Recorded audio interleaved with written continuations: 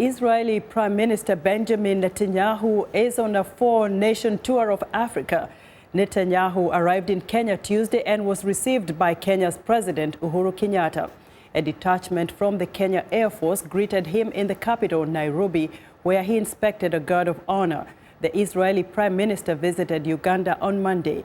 He says his trip is about rebuilding ties with Africa. Israel is coming back to Africa, and Africa is coming back to Israel. We believe you have the same potential.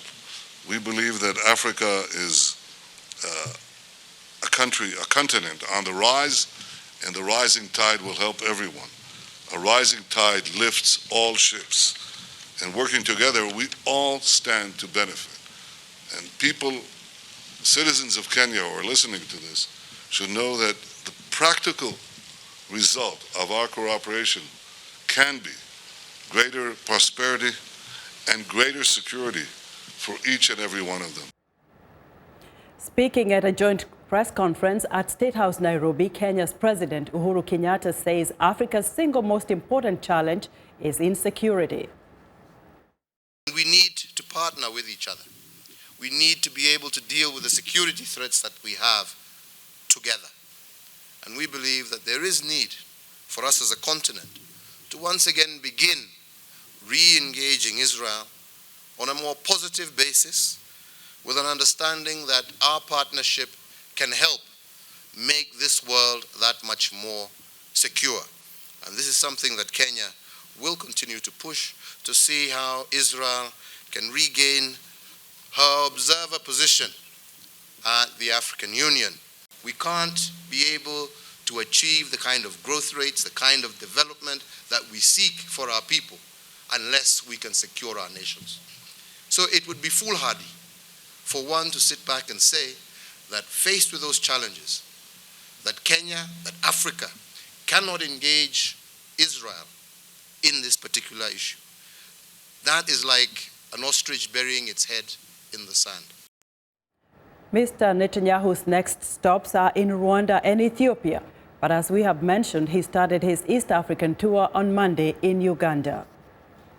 Netanyahu spoke at a ceremony marking the 30th anniversary of Operation Entebbe, in which Israeli commandos rescued hostages from Uganda's Entebbe International Airport after an Air France flight was hijacked by Palestinian militants.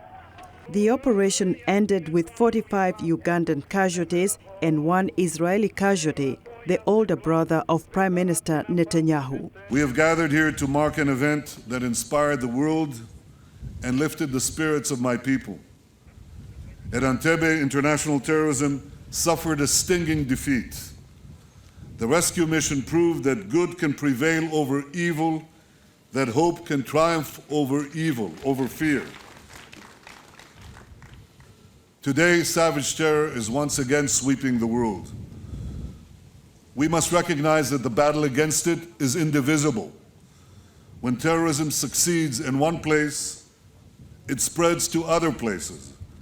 And when terrorism is defeated anywhere, it is weakened everywhere. This is why Entebbe was more than an Israeli victory. It was a victory for all humanity in the fight against those who threaten our common civilization. During the June 1976 hijacking, the airplane was flown to Entebbe. Then President of Uganda, Idi Amin, threw his support behind the hijackers. However, the standoff came to an end on the night of July 4th when Israeli commandos stormed the airport and rescued 102 hostages. Later Monday, Netanyahu met with African leaders in Uganda's capital, Kampala, at a summit focusing on security and the fight against Islamic extremism. The event in Uganda was marred by controversy when Ugandan President Yoweri Museveni repeatedly referred to Israel as Palestine during his speech.